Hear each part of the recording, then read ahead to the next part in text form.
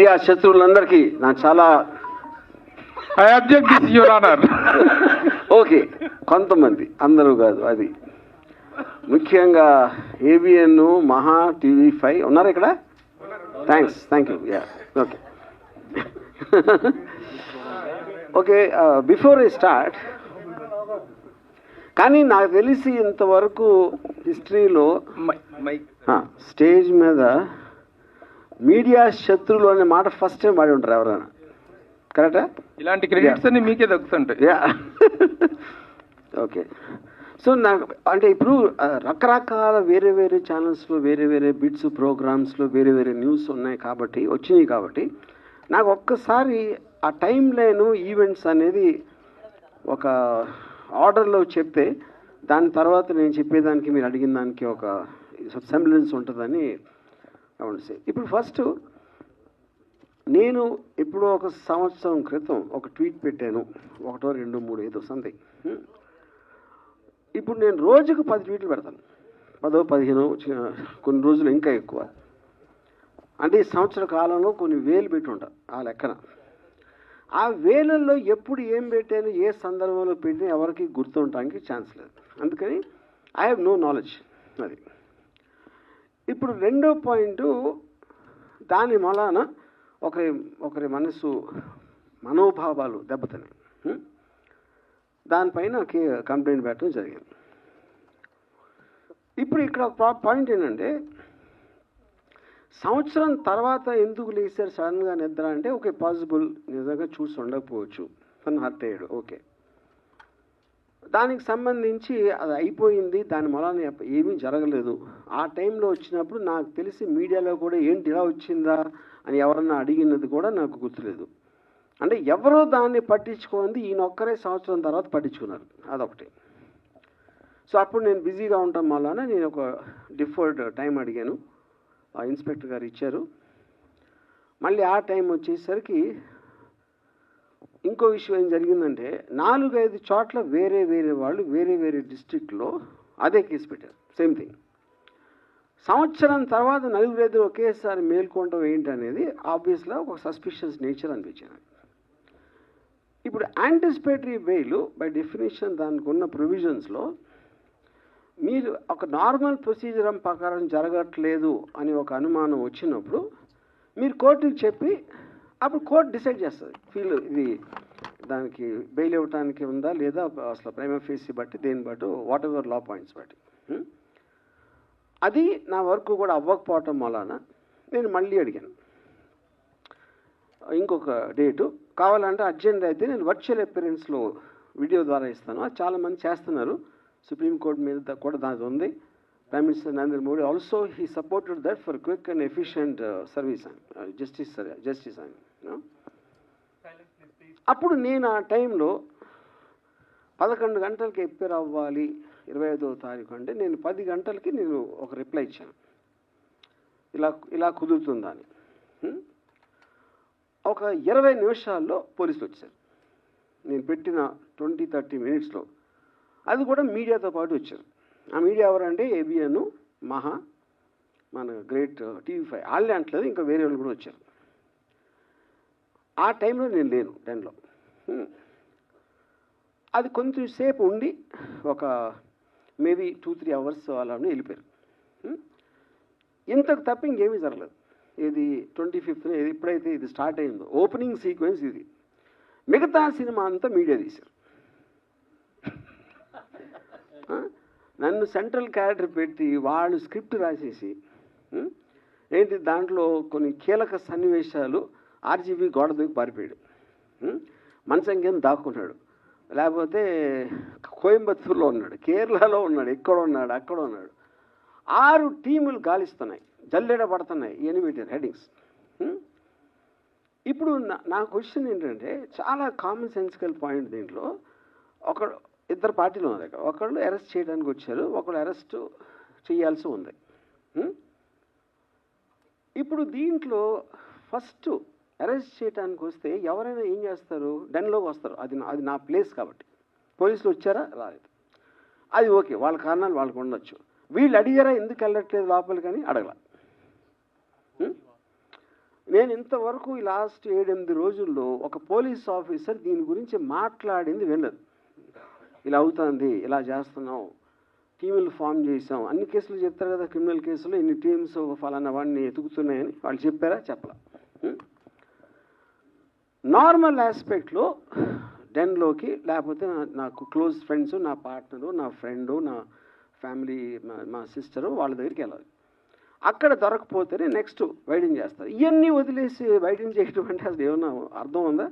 అది ఎవరు అర్థం? పోలీసులు కంప్లీట్ వాళ్ళు చెప్పలేదు మేము చేస్తున్నాం అని. స్క్రీన్ ప్లే మొత్తం, స్క్రీన్ ప్లే, దర్శకత్వం, పాటలు, మాటలు, బ్యాక్గ్రౌండ్ మ్యూజిక్ అంతా చేసింది మీడియా. అప్పుడు దీంట్లో లార్జర్ పాయింట్ ఏంటంటే, నా కేసు ఒకసారి పక్కన పెడితే నేను ఒక చిన్న ఎగ్జాంపుల్ ఇస్తాను. అర్వింగ్ వాలెస్ అని ఒక చాలా ఫేమస్ రైటరు ఆల్ మైటీ అని ఒక బుక్ రాశారు 70s, 1975 ఇప్పుడు.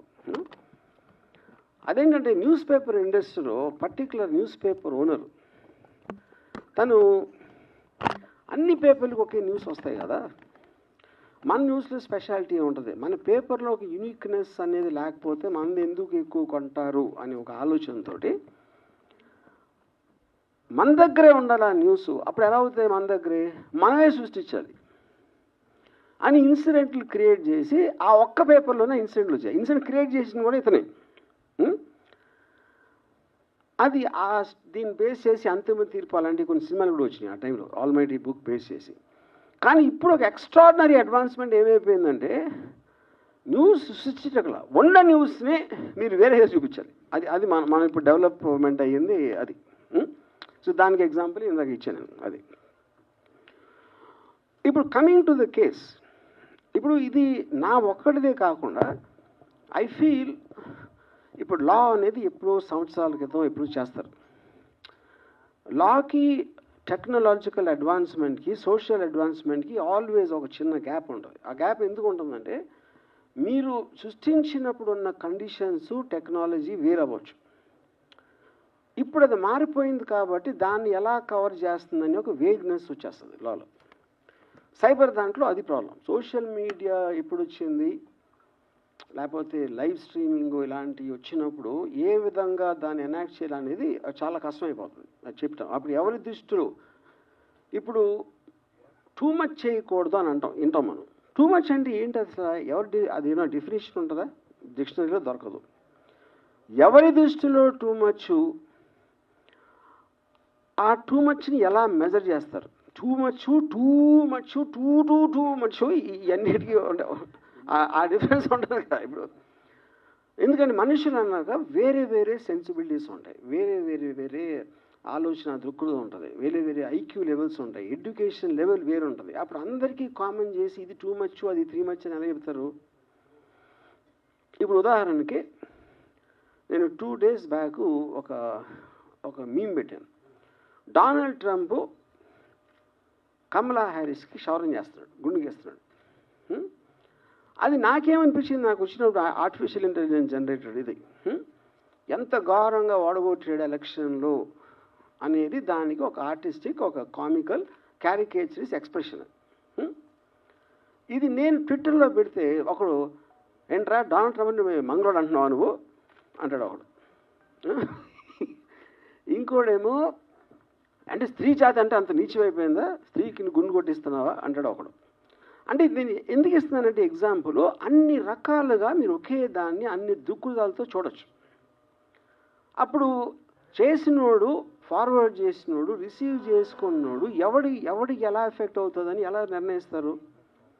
అప్పుడేంటి కార్టూన్ మీరు నవ్వించడానికి పెట్టారా ఏదో? అంటే ఇప్పుడు సోషల్ మీడియాకి మెయిన్ స్ట్రీమ్ మీడియాకి ఉన్న డిఫరెన్స్ ఏంటి? సోషల్ మీడియాలో ఎవడెవడో చేస్తూ ఉంటారు, అప్పటికప్పుడు మూడు వచ్చింది, ఆడు తాగేసి ఉండొచ్చు, లేకపోతే ఆ టైంలో ఆడికి అర్థం అవ్వకుండా అవ్వచ్చు, ఇంకేం పని లేదు కాబట్టి ఏదో చేయడానికి పెట్టాడు. ఇలాంటి రకరకాలు ఉంటాయి. It is not possible to దాన్ని రెగ్యులేట్ చేయటం అనేది ఎందుకు పాసిబుల్ కాదంటే వేలల్లో ఉంటాయి అవి. కానీ డేంజరస్ ఏంటంటే సోషల్ మీడియా కన్నా ఎక్కువ మెయిన్ స్ట్రీమ్ మీడియా. ఎందుకంటే మెయిన్ స్ట్రీమ్ మీడియాకి ఒక పేరు ఉంటుంది, ఒక రిజిస్టర్డ్ కంపెనీ ఉంటుంది. అప్పుడేంటి ఇలా మంచి అంతా ఒక చిన్న బిల్డప్ ఇచ్చి వాళ్ళకి ఒక ఆఫీసు స్టాఫ్ యూనిట్ అందరూ ఉంటారు కాబట్టి ఎంతో కొంత సీరియస్గా తీసుకోవాలి అనే ఒక సైకలాజికల్ ఫీలింగ్ ఉంటుంది సోషల్ మీడియాలో వచ్చిన పోస్ట్కి మెయిన్ స్ట్రీమ్లోకి వచ్చిన న్యూస్కి. కానీ ఇప్పుడు ఏమవుతుందంటే ఇప్పుడు మెయిన్ స్ట్రీమ్ మీడియాకి లెక్చర్ ఇచ్చే ఉద్దేశం నాది కాదు, but I'm just trying to point out that point. అప్పుడు నేను నాకు లాలో ఉన్న ప్రొవిజన్స్ తోటి నేను ఒక రిప్లై పెట్టాను ఇందాక నేను చెప్పినట్టు. నాకు దానికి రిప్లై రాలా ఫర్ వాట్ ఎవర్ రీజన్స్, ఆ రీజన్స్ నాకు తెలియదు రిప్లై రావడం. అప్పుడు నన్ను కోట్ చేస్తా, నా ఎదురు వస్తే తిత్తి తీస్తా, నాతో పెట్టుకుంటే నన్ను టచ్ చేసి చూడు అని నా మొహాన్ని పెట్టి నన్ను కోట్ చేయడం చేస్తున్నారు. ఇది మెయిన్ స్ట్రీమ్ మీడియా అని చెప్పేది. అంటే ఇప్పుడు దాని నుంచి ఏంటి నన్ను కోట్ చేస్తున్నారు. అక్కడ లాలో ఒకటి ఇదేంటంటే మీరు పెట్టిన దానికి ఏ ఉద్దేశంతో పెట్టారు అనేది ఒక చాలా కీలకమైన పాయింట్. అది intention of posting it and the motive behind it. ఇప్పుడు ఫర్ ఎగ్జాంపుల్ ఒక అమెరికాలో CNN and Fox News, CNN and Fox News ఇద్దరికి పడదు, they are very very opposite to each other. అక్కడ సిఎన్ఎన్ హోస్ట్ ఫాక్స్ హోస్ట్ నలుగురు కూర్చుని మాట్లాడుతున్నారు అని ఒక ఏఐ జనరేటెడ్ వీడియో పెట్టాడు. అంటే వాడి ఉద్దేశం ఏంటి, ఏఐకి ఎంత పవర్ ఉందో చెప్పడానికి, ఇలాంటిది కూడా నిజంగా జరిగిందని చేసి చూపెట్టగలుగుతుంది అనేది పాయింట్ అడిది. కానీ మీరు అది చెప్పకుండా వీళ్ళందరూ కలిసిపోయింది సార్, వాళ్ళందరూ ఒకటే, అందరూ కలిసి మనం మోసం చేస్తున్నారు అని చెప్తే అప్పుడు మీరు ఒక అబద్ధాన్ని నిజం చేయటానికి ప్రూవ్ చేయడానికి ట్రై చేస్తున్నారు. అది డిఫరెన్స్. అప్పుడు మెయిన్ స్ట్రీమ్ మీడియాలో నాది వచ్చి నన్ను టచ్ చేసి చూడు బక్కెలు ఎరదోస్తా నా మీద పెడితే అని నేను అన్నట్టు చూపిస్తే అదేంటి అప్పుడేంటి చాలామంది హెడ్లైన్ చూస్తారు, ఎవడు మిగతా వీడియో ఎవరు చూడరు. వాళ్ళు పెట్టేది కూడా అందుకే, అది కూడా వి అండర్స్టాండ్ దట్ యూనో. అప్పుడు mainstream media in a way అది తప్పని అంటే మళ్ళీ సెకండ్ టైం చెబుతున్నా, it is actually more dangerous than social media. Social media ఎవడెవడో ఏదో వాగుతూ ఉంటాడు, ఎవరు పట్టించుకోలేదు. కానీ మీకు అలాంటి పేరు వచ్చినప్పుడు వస్తుంది. అది దానికి one of the biggest examples recent టైమ్స్లో నా కేసు.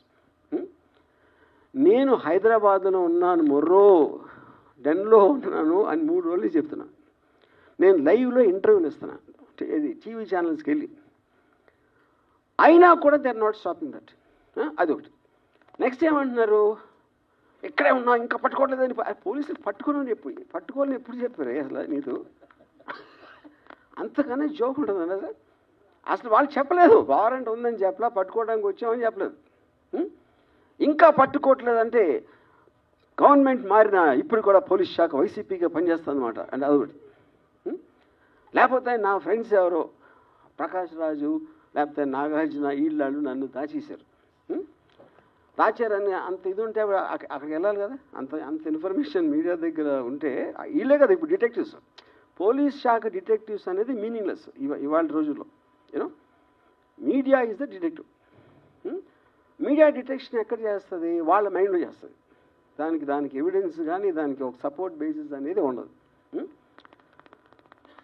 కానీ నా ఫీలింగ్ ఏంటంటే ఇంత చేసిన ఇప్పుడు సోషల్ మీడియాలో ఇప్పుడు ఒక లాలో ఒక ఆస్పెక్ట్ ఉంది, 4 E's అంటారు దాన్ని.